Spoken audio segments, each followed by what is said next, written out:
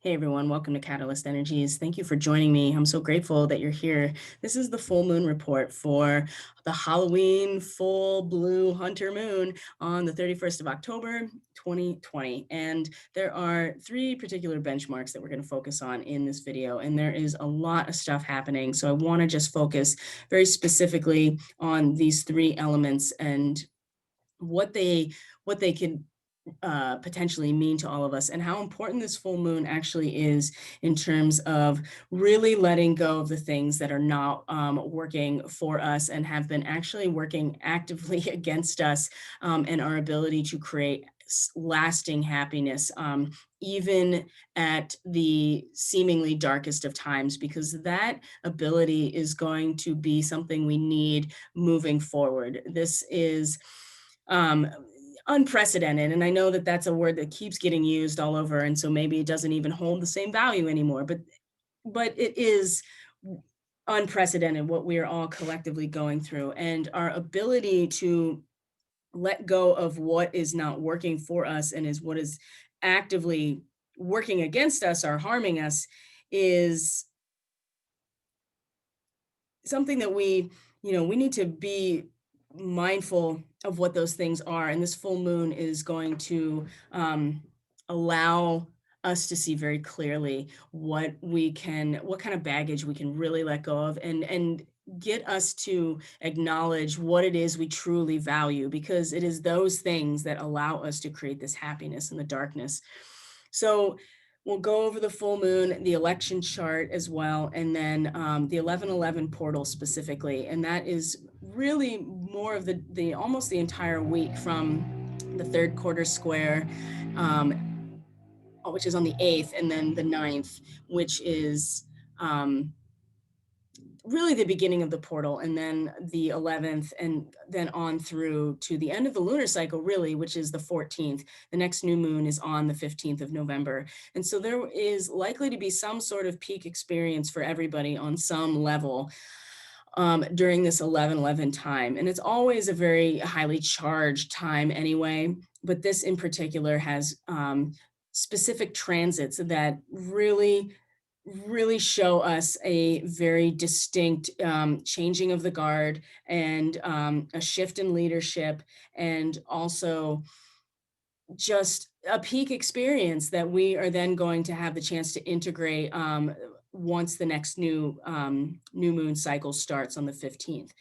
So with the full moon, as you can see here in front of us, we really want to settle the waters of ourselves, so that we get an accurate reflection of this full moon. When it's disturbed, when the surface of the water is disturbed, then the reflection of the moon is also disturbed, and we can't get a clear view. It's distorted. And when we are making decisions based on that distortion, it does affect things down the way. And considering how tumultuous and chaotic the next couple weeks is going to be, regardless of what you support or don't support, like, there is chaos and there's disruption happening regardless. No matter how you swing it, we are going to be facing a lot of turmoil. So how we deal with that is really what the full moon is going to show us, what we need to let go of, what it is we actually value,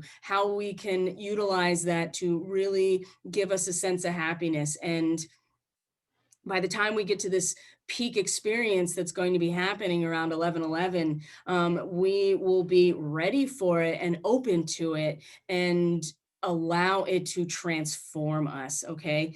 So with the full moon, let's look right at the chart, and we're just going to go through the basics. There's a lot of stuff happening. So the full moon here, 9 degrees Scorpio, a dentist at work. Isn't it interesting that this is about the time of year that trick-or-treating is happening in the United States, is also roughly that this degree Sabian symbol. And I did learn that the practice of trick-or-treating in the United States started sometime in the 30s, and it was right before 1930. It was in the 20s, I believe, that the Sabian symbols were actually officially channeled and transcribed. And so a dentist at work, right? What does that have?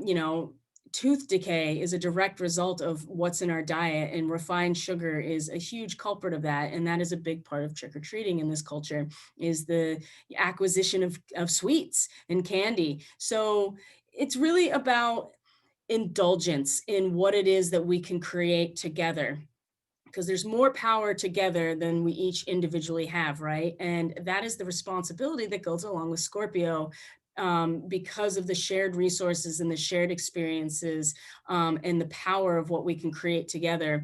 There's responsibility, and there's intimacy there, and there is trust that can be broken, and there are dark, the subconscious and the depth of the emotion is really examined with Scorpio. And that comes from the power of a shared resource or relationship. So for just as much as the things that we indulge ourselves with in a culture where we have shared resources like refined sugar and candy and other things that cause tooth decay, we also have the ability to create and invent solutions to that.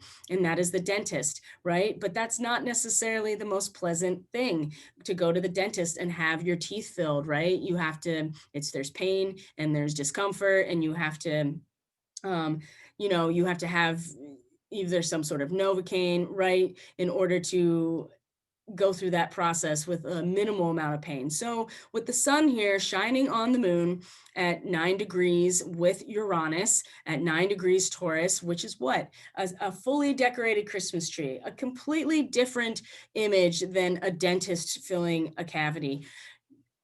The fully decorated Christmas tree as a symbol represents what it is that we can do on the inside to create a sense of renewal and happiness at the darkest time of the year. So on the outside, it's bare and cold, but in the house, there's this tree and it's decorated and there's lights and it's family and it's renewal and a sense of mirth, right? And joy.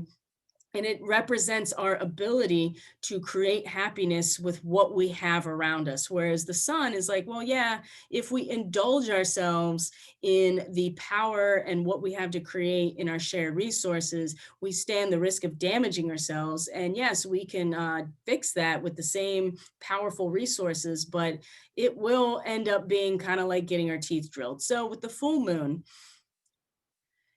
this this experience, some people have already experienced it, some people are going to experience this idea that, oh yeah, this, I've indulged myself in this process, in these resources, in this the emotions of this relationship, and this is what is illuminating within me emotionally, what it is I actually value and what it is I can let go of, so I don't have to keep getting my teeth drilled to fix a problem that is easily fixable if I just avoid the thing, right? Or I don't indulge myself in that thing. And there's a lot of obsession with Scorpio and really deep, intense emotions. Okay. And so when the moon is meeting Uranus here, or Uranus is at this degree for a while longer, showing us that this is the position of radical transformation. It's going to radically transform what we value. It's going to radically transform us by being able to create value out of what is around us and to find happiness.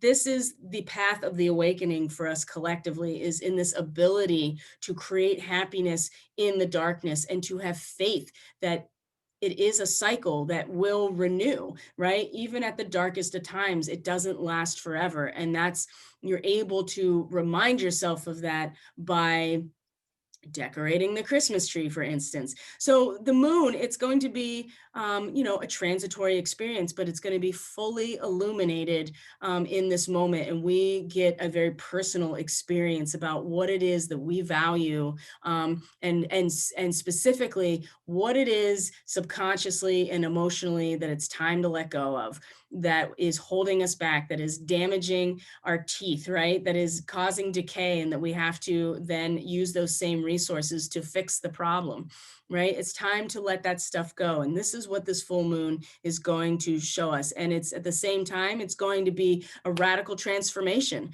right? Or you're going to be the radical transformer in your relationship as well.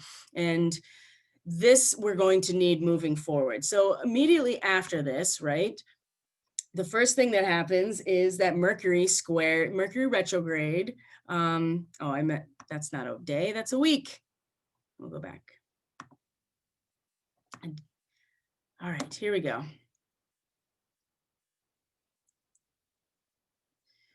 One day I will have my own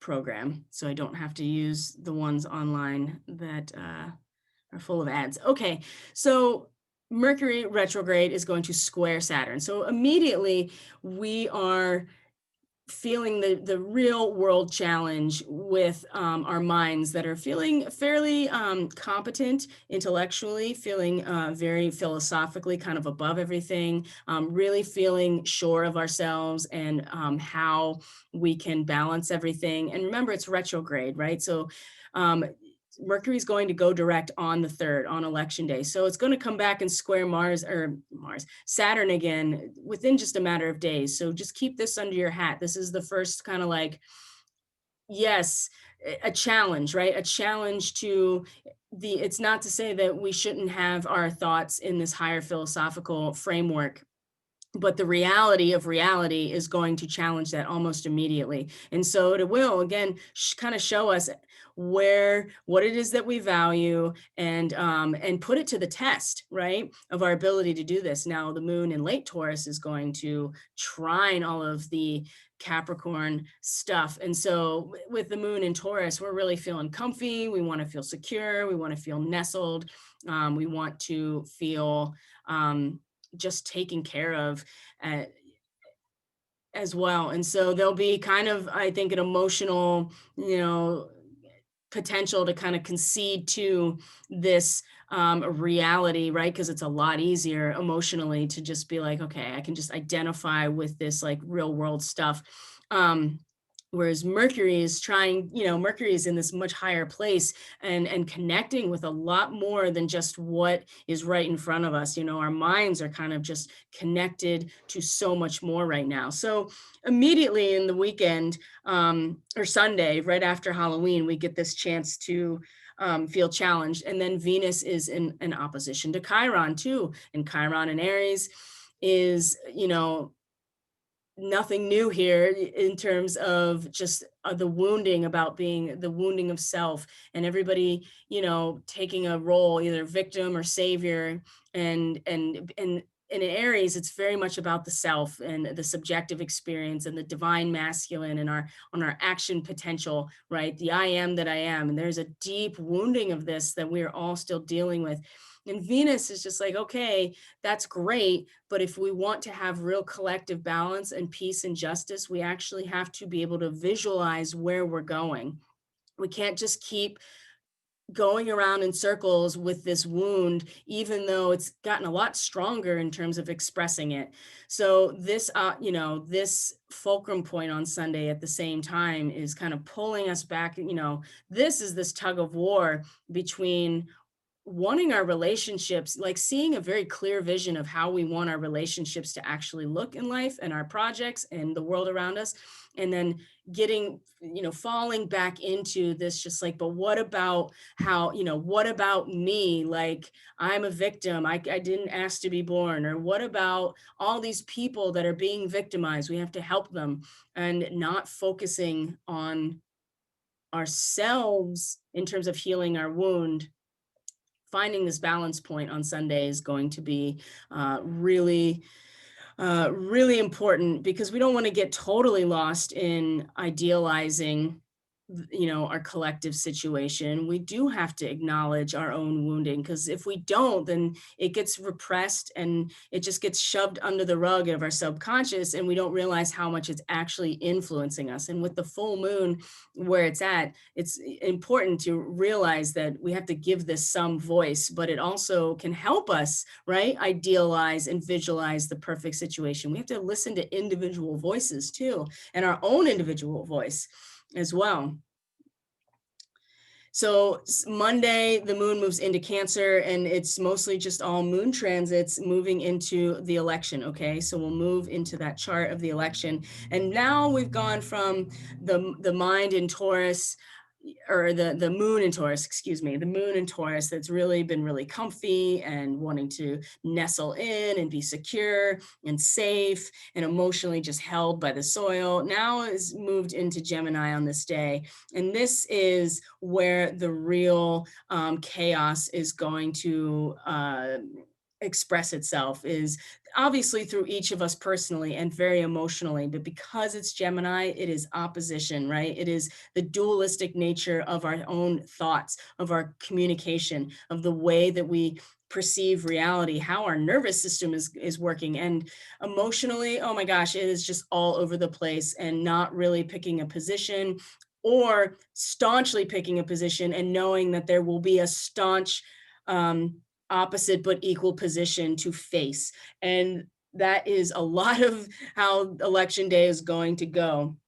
Now, Mercury is going to station direct on that day. So not only do we have the moon in Gemini, but Gemini's ruler, Mercury, is in an air sign, now moving direct. And so the mind is just going to get turned on big time. And we are going to be really relating to the environment around us pretty primarily and through an emotional lens with the moon. So just be aware of this as we go through the day. It is, no matter how you swing it, when the moon hits her own north node, it is going to be an emotional outburst by the end of the day, no matter what. And so if you're prepared for that, if you acknowledge that, you can kind of take yourself out of it a little, because the Venus here is quincunx to Uranus now on this day. And Venus is going to be looking for something to fall back into in terms of giving some sort of guidance in a very confused time,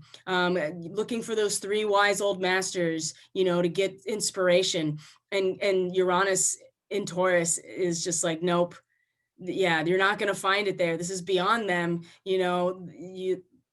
That's not going to help necessarily find the happiness in the darkness. It is, you're looking for stuff that the culture that is dying away right in front of you produced. And what you really need to do if you want to stimulate this radical transformation is get even deeper than that, beyond the cultures and into the actual natural world and the natural energy that is part of just being alive, right?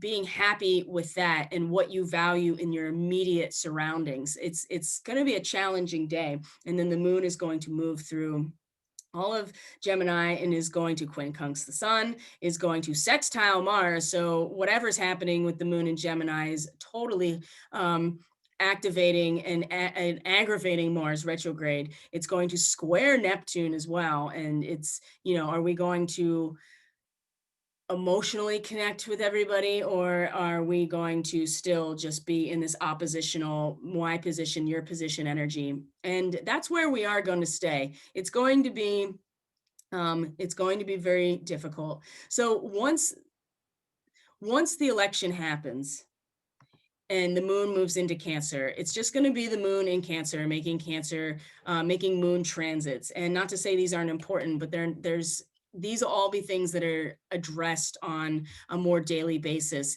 Just know that the moon's going to move into Cancer, and people are really going to just like emotionally withdraw. They're going to pull in their resources. They're going to want to protect themselves, their families. They're going to want to protect their homes. So after the election, there will be disruption, and there will be an emotional drive and a personal drive to really protect ourselves and our immediate families, absolutely, and our homes. And so this is not meant to be like scary. This is just what's here.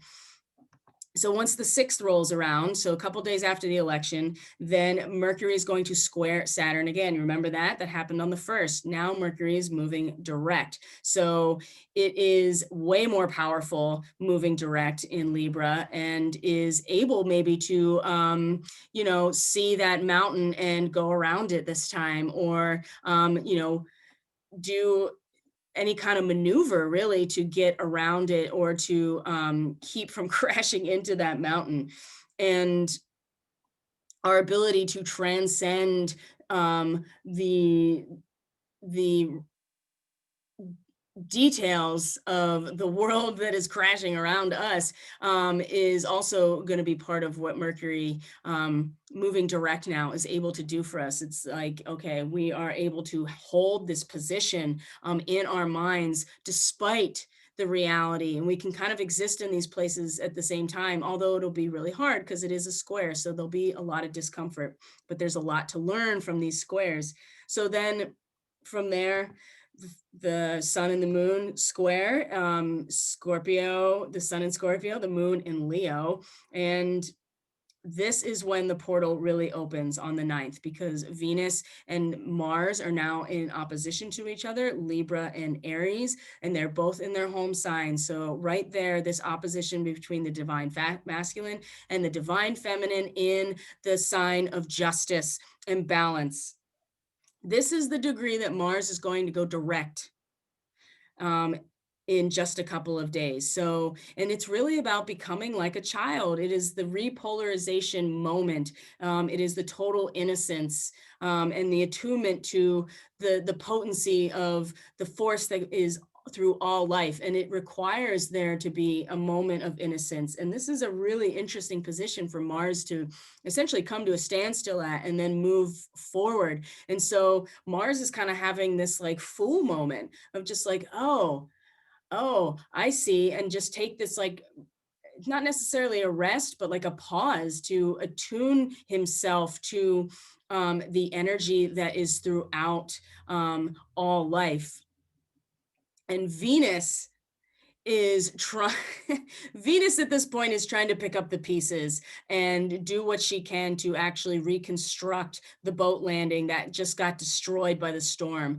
And so and this can be really aggravating because she's like, yo, are you going to come over here and help me? And he's just like, nah, dude, like I am totally in Zen beginner's mind mode. Like I am gathering all the resources. So there'll be tension there between these two fundamentally different perspectives on what to do next. But this is going to be the opening, because finding the midpoint is how we get it all done, right? And then from here, the sun trines Neptune. This is officially when this portal opens. This is becoming a direct channel for some sort of divine message. And then Mercury enters Scorpio too at the same time. So not only that, our minds are going to start being oriented towards the investigation that we've already gone through twice now. So with all that we've learned, now Mercury is ready to go full steam ahead into this realm of Scorpio, of the darkness, of the underground, of the secrets, of the occult,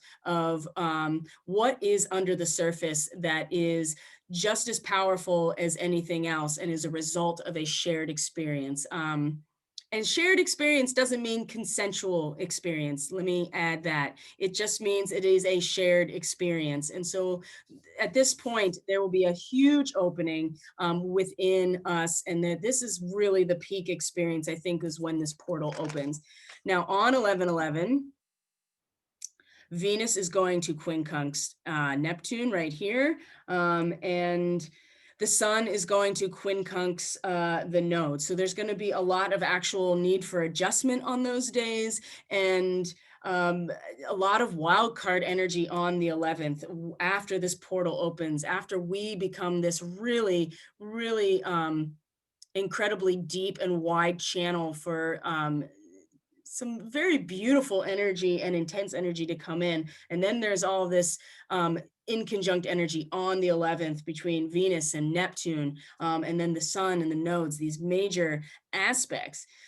And then the moon moves from Virgo into Libra. And so then we have Venus and the moon in Libra. And on the 12th, we have Jupiter and Pluto meeting. And this, I believe, is when the changing of the guard happens. Justice is served. Something, a soldier receives 2 awards for bravery. It is the balancing of accounts and a leadership that comes to an end in order to, make room for a new one. This is a really big deal when Jupiter meets Pluto on this day. on the 12th. And I think this is when we'll actually start to get a sense of how things are going to look moving forward. On the 13th, Mars stations direct, and Venus is in this very lovely trine to the nodes. It's very sweet. And we can see how the collective experience from a very relational and very sweet and beautiful way can be directly connected to our soul's evolution. It's like a gathering. It's like a gathering that it's like we're all gathering at the beach together instead of like a, instead of like a tumultuous like protest. It is a protest, but it's going to feel much more like a celebration in some strange way. This is on the 13th, the day that Mars stations direct, right? And so then Mars is ready to go. Action, right? I'm going into battle now.